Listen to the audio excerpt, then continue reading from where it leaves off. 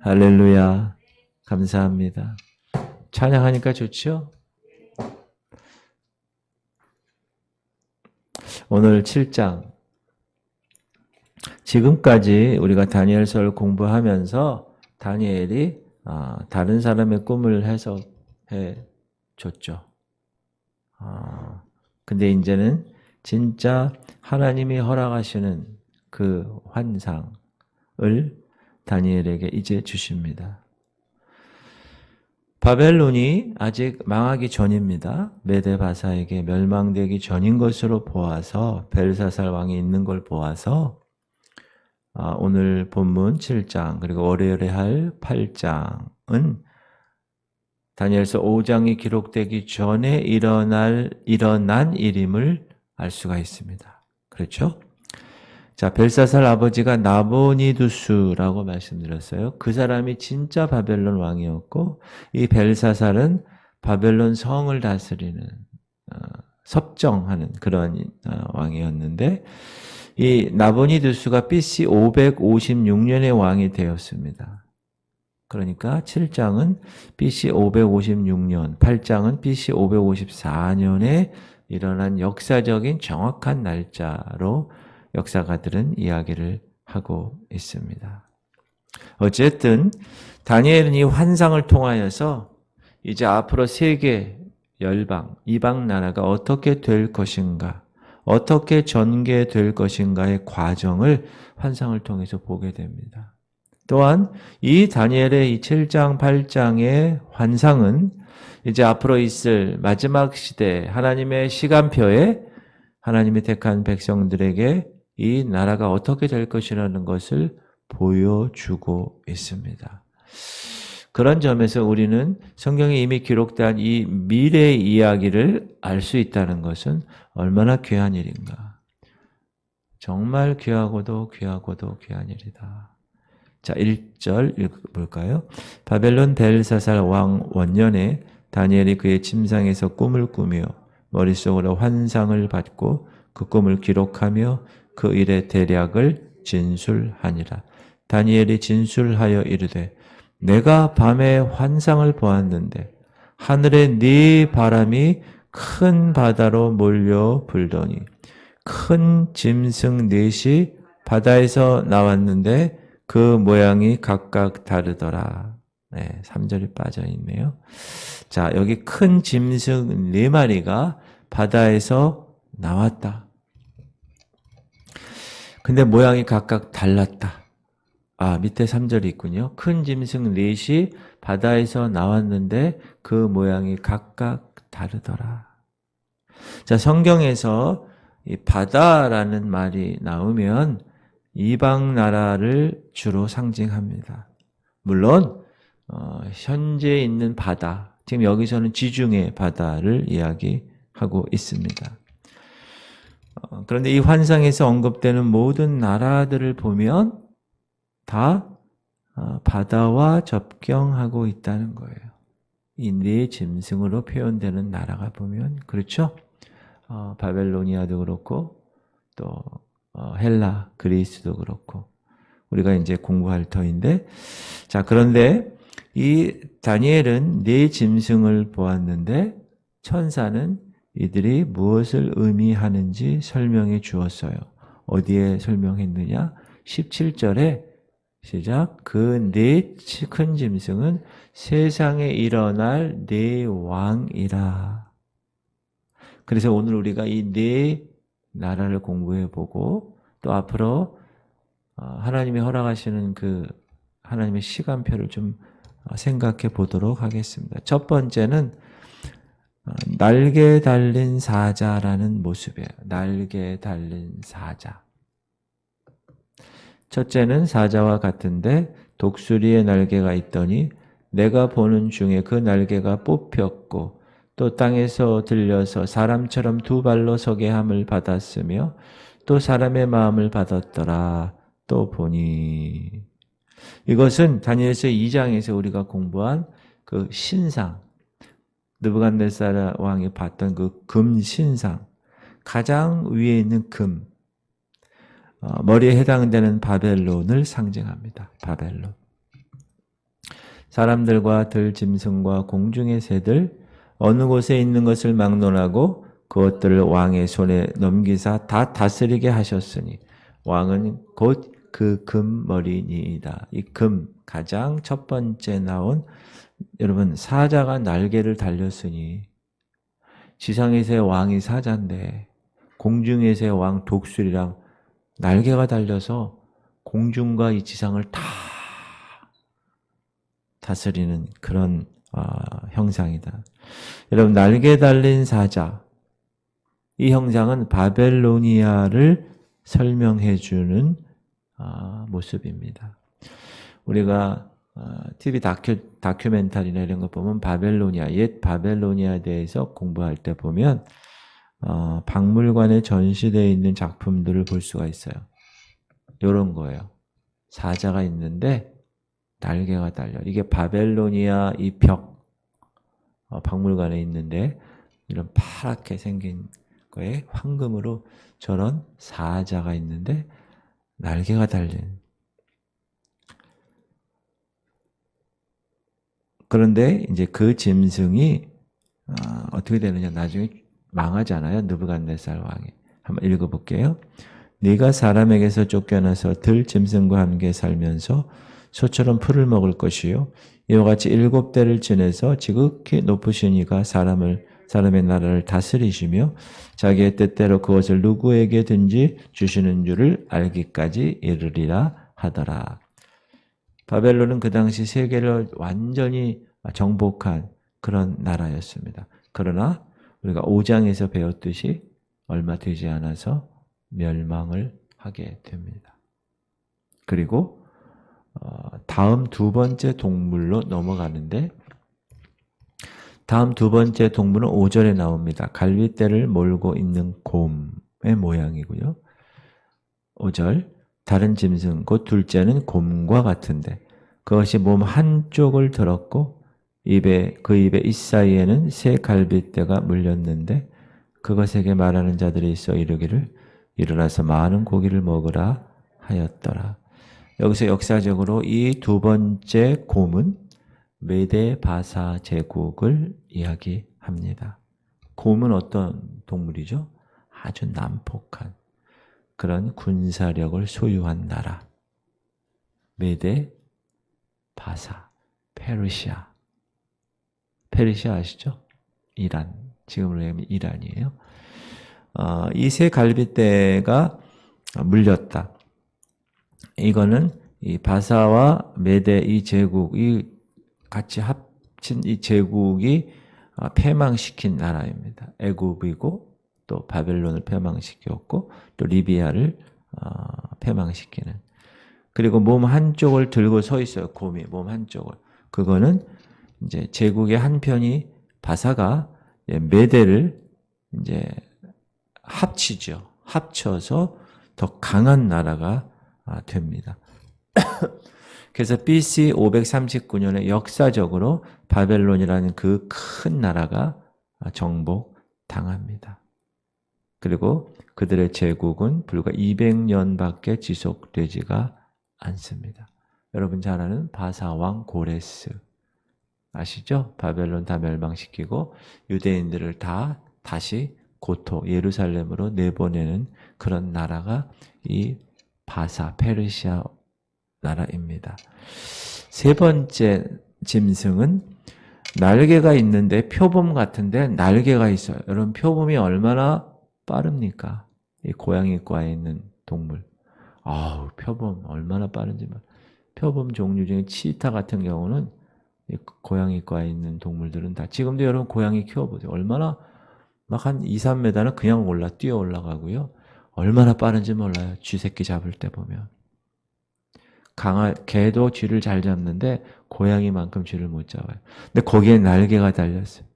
그러니까 얼마나 대단한 나라이겠어요. 거기에 4개의 머리가 달려있어요. 6절 그 후에 내가 또 본즉 다른 짐승 곧 표범과 같은 것이 있는데 그 등에는 새의 날개 4이 있고 그 짐승에게 또 머리 4이 있으며 권세를 받았더라. 그래서 역사학자들은 이 동물을 그리스 보통 우리 헬라라고 이야기하는 지금 이태리 옆에 있는 그리스를 얘기해요. 그 그리스가 얼마나 큰 이 알렉산더 이 대왕으로 인하여 이 민첩하게 얼마나 빨리 세계를 정복했는지 몰라요. 짧은 시간 안에 큰 영토를 확장한 나라가 이 그리스 나라입니다. 헬라. 이 나라가 그 명성이 있었던 페르시아를 멸망시키죠. BC 331년에 역사적으로 증명이 되었습니다. 그런데 그 다음에 BC 323년에 알렉산더가 죽어요. 갑자기. 그래서 이 나라가 엄청 큰 나라가 4개로 나눠져요. 이렇게. 그 중에 하나가 지금 이스라엘 그 지역을 다스리는 그런 나라였다 이거죠. 그 식민 이렇게 하고 있었던. 그리고 4 부분으로 나눠졌는데 거기 보면 4 머리가 있다고 그랬잖아요. 이렇게 나눠지고 알렉산더의 4 장군이 왕국의 각 부분을 차지해서 통치하는 그런 나라의 모습이 6절에 있습니다. 그리고 이제 4번째 짐승. 이 4번째 짐승은 아주 무서운 짐승. 아주 무서운 짐승. 7절. 내가 밤 환상 가운데 그 다음에 본 넷째 짐승은 무섭고 놀라우며 또 매우 강하며 또 쇠로 된 큰 이가 있어서 먹고 부서뜨리고 그 나머지를 발로 밟았으며 이 짐승은 전에 모든 짐승과 다르고 또 10뿔이 있더라. 내가 그 뿔을 유심히 보는 중에 다른 작은 뿔이 그 사이에서 나더니 그 첫 번째 뿔 중에 3이 그 앞에서 뿌리까지 뽑혔으며 이 작은 뿔에는 사람의 눈 같은 눈들이 있고 또 입이 있어 큰 말을 하였더라. 19절 가보면 이에 내가 넷째 짐승에 관하여 확실히 알고자 하였으니 곧 그것은 모든 짐승과 달라서 심히 무섭더라. 그 이는 쇠요 그 발톱은 노시니 먹고 부서뜨리고 나머지는 발로 밟았으며 또 그것의 머리에는 10뿔이 있고 그 외에 또 다른 뿔이 나오매 3뿔이 그 앞에서 빠졌으며 그 뿔에는 눈도 있고 큰 말을 하는 입도 있고 그 모양이 그의 동류보다 커 보이더라. 내가 본즉 이 뿔이 성도들과 더불어 싸워 그들에게 이겼더니 옛적부터 항상 계신 이가 와서 지극히 높으신 이의 성도들을 위하여 원한을 풀어주셨고 때가 이름에 성도들이 나라를 얻었더라. 이 4번째 짐승은 다니엘이 봤을 때 엄청 무섭고 깜짝 놀랄 수밖에 없었다. 왜냐하면 앞에 계시된 이런 짐승들 중에 이런 짐승은 없었기 때문에. 이 짐승은 우리 다니엘 2장 공부할 때 느부갓네살 왕이 꿈을 꾸었을 때 이 쇠에 해당되는 제국입니다. 로마 제국, 쇠, 철. 다니엘 2장 우리가 공부했죠? 2장에 볼게요. 넷째 나라는 강하기가 쇠 같으리니 쇠는 모든 물건을 부서뜨리고 이기는 것이라. 쇠가 모든 것을 부수는 것 같이 그 나라가 문 나라를 부서뜨리고 찌을 것이며 왕께서 그 발과 발가락이 얼마는 토기장의 진흙이요 얼마는 쇠인 것을 보셨은즉 그 나라가 나누일 것이며 왕께서 쇠와 진흙이 섞인 것을 보셨은즉 그 나라가 쇠 같은 든든함이 있을 것이나 그 발가락이 얼마는 쇠요 얼마는 진흙인즉 그 나라가 얼마는 든든하고 얼마는 부서질 만할 것이며 왕께서 쇠와 진흙이 섞인 것을 보셨은즉 그들이 다른 민족과 서로 섞일 것이나 그들이 피차에 합하지 아니함이 쇠와 진흙이 합하지 않음과 같으리이다. 그러나 이 모습은 그 당시의 역사를 넘어서서 말세를 나타나는 하나님의 거룩한 환상의 모습으로 다니엘에게 주어지고 있습니다. 거기 22절 보면 옛적부터 항상 계신 이가 지극히 높은 이의 성도를 위하여 원한을 풀어주셨고 때가 이름에 성도들이 나라를 얻었더라. 이거는 나중에 천년 왕국에 관한 이야기인데 이것을 이 다니엘서에 기록된 것을 보면 이 다니엘서가 이제 앞으로 있을 신로마 제국, 제가 나중에 말씀드릴게요. 왜냐하면 짐승에게 열불이 있기 때문에. 자, 7절 하반절 보면 이 짐승은 전에 모든 짐승과 다르고 또 열불이 있더라. 말세 부활할 로마 제국을 가리킵니다. 8절과 20절에 보면 둘 다 작은 뿔이 나타나지요. 10개의 뿔과 10개의 발가락으로 표현된 이 열 왕국, 여기서 세 왕국을 멸망시킬 것을 말해주고 있습니다. 자, 이 작은 뿔은 말세의 세계 통치자, 곧 적 그리스도가 될 것입니다. 그리고 그의 입은 큰 일을 말할 것입니다. 그리고 성도들을 환난 기간 동안에 한때 반때, 한때 두때 반때, 3년 반 동안 박해를 하게 될 것입니다. 자, 그 25절이었는데요. 자, 23절 시작. 모신 자가 이처럼 이르되 넷째 짐승은 곧 땅의 넷째 나라인데 이는 다른 나라들과는 달라서 온 천하를 삼키고 밟아 부서뜨릴 것이며 또 그 열불은 그 나라에서 일어날 열 왕이요 그 후에 또 하나가 일어나리니 그는 먼저 있던 자들과 다르고 또 새 왕을 복종시킬 것이며 그가 장차 지극히 높으신 이를 말로 대적하며 또 지극히 높으신 이의 성도를 괴롭게 할 것이며 그가 또 때와 법을 고치고자 할 것이며 성도들은 그의 손에 붙임받아요 한 때와 두 때와 반 때를 지내리라. 이거는 이제 환란 7년 기간 동안의 후반부, 다니엘서 9장에서 그게 말하게 되는 여러분 아는 71회에 관한 말씀입니다. 그리고 아까 11절, 12절에 그 세 왕국, 바벨론이고 메데바사고 헬라, 삼키울 것이고 로마가 다 잡아먹잖아요. 그렇죠? 그리고 이 마지막에 세계 대제국이 일어날 것인데 그 대제국의 리더로 마침내 적 그리스도가 나타날 것이다. 그러나 그는 심판을 받을 것이고 죽임을 당할 것이다. 우리가 요한계시록 공부했잖아요. 요한계시록 13장 1절 2절 보면 요한이 이 적그리스도 짐승을 설명하면서 다니엘 7장에서 발견한 바와 같은 똑같은 짐승을 사용하는데 볼까요? 요한계시록 말씀이에요. 내가 보니 바다에서 한 짐승이 나오는데 뿔이 열이요 머리가 7이라. 그 뿔에는 10 왕관이 있고 그 머리들에는 신성모독하는 이름들이 있더라.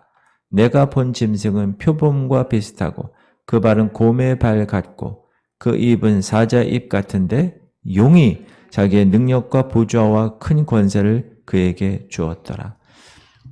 순서가 다르죠? 다니엘서의 순서와 동물이. 그렇죠? 예. 다니엘은 앞을 내다본 거고요. 요한은 뒤를 바라보고 있기 때문에 그렇게 됩니다. 그래서 이 적그리스도가 이제 나타날 것인데 그가 나중에 유대인과 언약을 맺을 것이고 그 언약, 제3성전을 지어줄 것이고 그 성전에서 전 3년 반은 이스라엘과 같이 그 성전에서 하나님께 제사를 드릴 겁니다. 그러나 이제 때가 되면 후 3년 반 시작되는 그때 이 적그리스도가 자기가 하나님이라고 얘기하고 자기를 숭배하게 하고 우상을 만들 것입니다. 그 우상이 말을 하게 되고 그때부터 시작되는 환란의 기간이 이 땅에서 벌어지게 될 것입니다. 그리고 9절부터 이제 심판의 시간이 다가오는데 다니엘은 환상 중에 한 사람을 봅니다. 누구냐? 심판주이신 분. 누구죠? 예수 그리스도. 아버지 하나님의 심판은 아들에게 맡겼다고 그랬죠? 그래서 예수 그리스도 그 영광스러운 인자를 보게 됩니다. 9절. 내가 보니 왕좌가 놓이고 옛적부터 항상 계신 이가 좌정하셨는데 그의 옷은 희기가 눈 같고 그의 머리털은 깨끗한 양의 털 같고 그의 보좌는 불꽃이요 그의 바퀴는 타오르는 불이며 불이 강처럼 흘러 그의 앞에서 나오며 그를 섬기는 자는 천천히요 그 앞에 모셔선 자는 만만이며 심판을 베푸는데 책들이 펴놓였더라. 그래서 그 책을 펴놓고 심판을 하신다. 그리고 이제 하나님이 더 이상 그 짐승, 적그리스도가 세상을 흔들 수 있도록 허락하시지 않아요. 이제 그때가 되면. 그래서 하나님은 짐승을 심판하십니다. 아들을 보내셔서. 하나님 아들, 그분이 오셔서 그 적그리스도의 왕국을 다 파괴하실 것입니다. 그리고 거기서 하나님의 아들의 왕국을 세우시는 거죠. 7년대 환란이 있을 때 7년 혼인잔치에 있다가 이제 7년이 끝나면 내려오고서 아마겟돈 전쟁을 벌여서 승리하고 이제 거기서 천년 왕국을 이 땅에서 1000년 동안 다스리며 사시는 그런 하나님의 시간표입니다. 11절 그때 내가 작은 불이 말하는 큰 목소리로 말미암아 주목하여 보는 사이에 짐승이 죽임을 당하고 그의 시체가 상한 바 되어 타오르는 불에 던져졌으며 그 남은 짐승들은 그의 권세를 빼앗겼으나 그 생명은 보존되어 정한 시기가 이르기를 기다리게 되었더라. 또 내가 또 밤 환상 중에 보니 인자 같은 이가 하늘 구름을 타고 와서 옛적부터 항상 계신 이에게 나아가 그 앞으로 인도되매 그에게 권세와 영광과 나라를 주고 모든 백성과 나라들과 다른 언어를 말하는 모든 자들이 그를 섬기게 하였으니 그의 권세는 소멸되지 아니하는 영원한 권세요 그의 나라는 멸망하지 아니할 것이니라. 26절 그러나 심판이 시작되면 그는 권세를 빼앗기고 완전히 멸망할 것이요 27절 나라와 권세와 온천한 나라들의 위세가 지극히 높으신 이의 거룩한 백성에게 붙임 바 되리니 그의 나라는 영원한 나라이라. 모든 권세에 있는 자들이 다 그를 섬기며 복종하리라. 그 말이 이에 그친지라. 나 다니엘은 중심에 번민하였으며 내 얼굴빛이 변하였으나 내가 이 일을 마음에 간직하였느니라.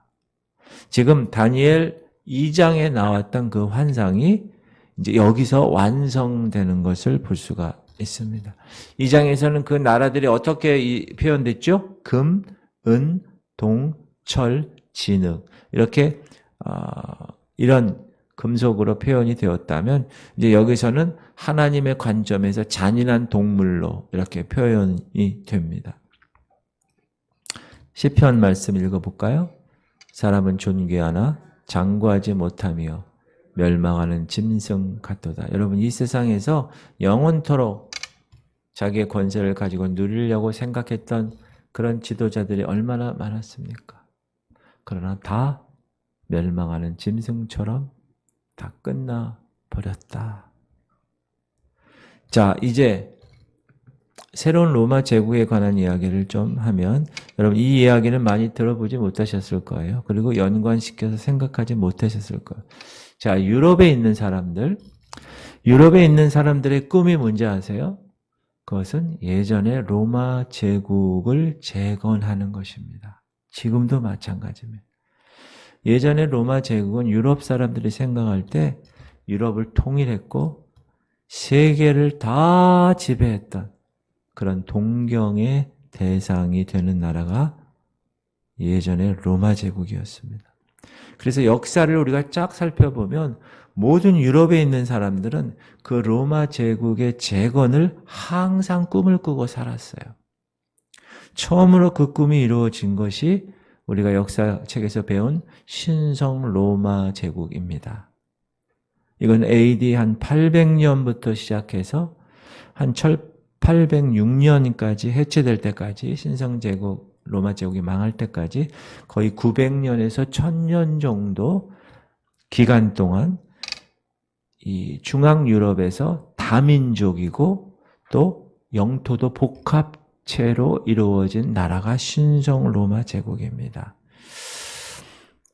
이 신성 로마 제국은 로마 제국의 재건이라는 의미를 갖고 있고요. 특별히 무엇으로 하나가 되었느냐? 기독교라는 것으로 하나가 되었어요. 다시 얘기하면 기독교 세계의 통일을 의미한 나라입니다. 그래서 이 신성 로마 제국의 그 영향이 모든 유럽 사람들에게 민족 필요 없어. 국가 필요 없어. 영토 필요 없어. 이런 개념을 다 없애버린 거예요. 그냥 우리는 기독교 세계 하나만으로 하나가 될 수 있어. 그런데 그 모든 나라에 다 왕들이 있는데 그 왕들을 다 조정하고 다룰 수 있는 하나의 왕이 또 있다. 그것이 기독교 왕이에요. 그것이 교황이라고 하는 교황. 들어보셨죠? 그 교황의 지도 아래 모든 민족과 모든 언어와 모든 방언들이 다 있는데 그것은 의미가 없는 거예요. 한 세계에 있다는 거예요. 비록 독일 사람은 독일 말을 하고 프랑스 사람은 프랑스 말을 하고 영국 사람은 영국 말을 하지만 그러나 다 하나다. 그래서 역사 우리가 공부해 보면 이 교황권이 엄청 센 그 한때가 있었습니다. 그러니까 모든 나라, 그러니까 독일에서 왕이 바뀌게 되면 교황에게 가서 허락을 맡아야 돼요. 이태리 로마 교황청에 있는 교황에 가서. 그러니까 프랑스도 마찬가지고. 그만큼 이 신성 로마 제국에서 기독교 세계관 안에서 정치적으로는 이 교황이 대단한 힘을 가지고 있었다. 그래서 그들은 이 유럽 사람들은 지금도 그런 로마 제국의 틀 안에 의식이 갇혀 있는 거예요. 그래서 우리가 역사책을 공부해 보면 가끔 이해가 되지 않는 경우가 있어요. 그러니까 뭐 스페인 왕이 다른 나라 왕비를 해서 결혼하고 뭐 말도 잘 통하지도 않는데 이 사람 시집 가가지고 막 이렇게 그런 경우가 많이 있어요. 그게 정략적으로 결혼을 하는데 교황이다 하는 거예요. 교황이. 근데 그것이 가능한 건 뭐냐? 다 언어가 라틴어라는 언어로 연결되었기 때문에 그래요. 유럽은 언어가 다 다르잖아요. 스페니쉬 쓰는 사람, 잉글리쉬 쓰는 사람, 도이치 쓰는 사람, 프랑스 쓰는 사람 다 달라. 다 다르지만 모두가 라틴어를 공용어로 가지고 있었어요. 귀족들은. 그래서 귀족들은 자국어보다는 라틴어를 사용하고 라틴어를 공부하고 그래서 기독교 그 세계관에서 라틴어 성경이 나오게 된 거예요. 라틴어 성경이. 근데 평범한 사람들은 라틴어를 몰라요. 평민들은. 그러니까 위에 있는 사람들이 하라는 대로 그냥 하는 거지요. 이 라틴어 번역을 이제 성경이 있는데 자국어로 공부하고 싶고 자국어로 성경을 읽고 싶어도 독일 사람은 독일 말로, 프랑스 사람은 프랑스 말로 그렇게 하고 싶어도 성경이 없어요. 라틴어 성경밖에 없어요. 그 당시는. 참으로 안타까운 그러한 시대가 있었습니다. 그래서 라틴어로 그 유럽이 연합되어서 언어로 통일이 됐었다. 지금은 어느 나라 말로 돼 있죠? 영어로 통일이 돼 있어요. 유럽 가면 영어가 공용어입니다. 그리고 지금 다른 나라들도 영어를 공용어로 쓰려는 나라가 많아요. 필리핀도 그렇고 말레이시아도 그렇고 언어가 두 개야. 필리핀은 영어도 있고 따갈로그도 있고 이렇게.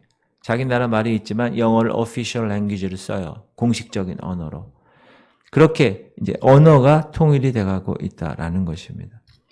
자, 그런데 이런 유럽인들의 세계관이 무너뜨려진 사건이 있어요. 그것이 종교개혁입니다.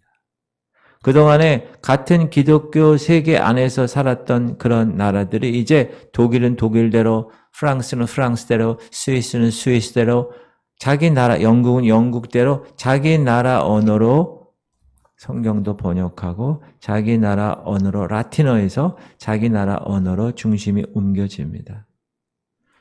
그러나 지금도 영어로 그들은 하나가 되어 있다.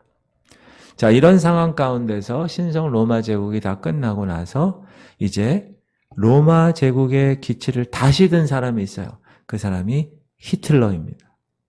이 나치 정권은 제3 로마 제국이라는 용어를 썼어요. 그래서 두 번째 로마 제국이었던 신성 로마 제국에 이어서 자기들이 세 번째 로마 제국을 이루겠다고 선언하면서 이 히틀러가 정권을 잡아서 점점 크게 해나가죠. 그러나 그의 욕망은 실패로 끝났습니다. 자, 지금 유럽 연합이 있어요. EU. 이 지금의 유럽 연합은 이제 로마 제국에 대한 동경이 계속 지속되어서 그들 가운데 있는 거예요. 유럽은 기독교 세계라는 연합의식으로 바탕이 깔려 있기 때문에 처음에 유럽은 경제 공동체로 시작됩니다. 여러분, 유럽이 언제부터 시작됐는지 아세요? 1951년부터 시작됐어요. 파리 조약으로 처음에는 유럽 석탄 철강 공동체가 만들어져요. 그리고 57년에 유럽 경제 공동체가 만들어져요. 1957년에. 그렇게 오래전에. 그리고 시간이 지나서 경제적으로 이제 막 쓰다가 같이 이렇게 하다가 2002년 1월 1일부터 돈이 하나가 됩니다. 그게 유로예요. 유로화. 자기 나라에서 독일 돈을 쓰고 프랑스 돈을 쓰고 영국 돈을 썼다가 지금은 다 유로라는 돈을 써요. 돈이 합쳐졌어요. 정식으로 유로 지폐 주화가 발행되었습니다. 자, 경제가 하나 됐고 돈이 하나가 됐어요. 그리고 2005년 여러분 아는 사람도 있고 모르는 사람이 있는데 모르는 사람이 더 많아요. 2005년에 리스본 조약을 통해서 이 유럽이라는 공동체가 야, 정치적으로도 하나가 돼야 되겠다 라고 생각을 해서 2009년도 11월 20일 기억하면 좋을 것 같아요. 2009년 11월 20일 드디어 유럽연합의 대통령이 뽑힙니다. 여러분 모르셨죠? 유럽연합의 대통령이 있어요. 누구냐? 헤르만 반 롬푸이라는 벨기에 총리가 선출되었어요. 그래서 그에게 27개국 유럽 회원군 정상들이 다 이 벨기에에서 특별 정상 회의를 열어서 합의했어요. 유럽연합 대통령 이렇게. 그래서 하나의 국가로 탄생이 됐어요. 이미 2009년도에. 자, 경제 하나가 됐고요. 돈이 하나가 됐고요. 언어 영어로 하나가 됐고요. 그렇죠? 그 다음에 이제 정치로 하나가 되었습니다. 자, 유럽은 이제 정치, 경제, 문화 모든 면에서 하나의 국가로 탄생된 거예요. 유럽연합 27개국이 인구가 4억 5천만 명이에요. 그들이 연합을 해서 이 글로벌한 영향력을 지금 정치, 경제, 사회, 문화에 지금 막 끼치고 있는 거예요. 현재. 자, 이제 머지않아 이 유럽 공동체의 수장 중에서 그동안 보지 못했던 강력한 리더십의 수장이 나올 겁니다. 어떻게 나올 수 있을까요? 사단이 그에게 권능을 줄 거예요. 놀라운 일들이 일어날 겁니다. 그를 통하여서. 사람이 그동안 하지 못했던 일을 이 사람이 하는 거예요. 그러니까 모든 사람들이 다 그 사람에게 쏠리는 거예요. 이야, 이 사람이 끝내준다. 그 사람이 그리스도 재림 직전에 장차 올 적 그리스도라고 묘사된 적 그리스도입니다. 그가 이적이 일어날 거예요. 성경에 나와 있어요. 시작. 누가 어떻게 하여도 너희가 미혹되지 말라. 먼저 배교하는 일이 있고 저 불법의 사람 곧 멸망의 아들이 나타나기 전에는 그날이 이르지 아니하리니. 자, 먼저 배교하는 일이 있어요. 자, 기독교에서 예수를 믿는 사람들이 예수 그리스도를 배교합니다. 배신합니다. 자, WCC 여러분 잘 아는 WCC와 WEA와 NCCK와 이런 공동체를 통하여서 종교를 다 하나로 만들자는 거예요.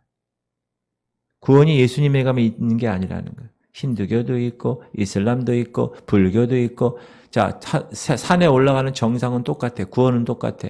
그러나 그 방법이 불교로도 괜찮고 이슬람에도 괜찮고 힌두교, 시바왕, 여왕을 괜찮고 다 괜찮은 거예요. 예수도 괜찮고. 그게 종교다원주의입니다. 그런 일이 일어날 거라고 분명히 얘기하고 있고요.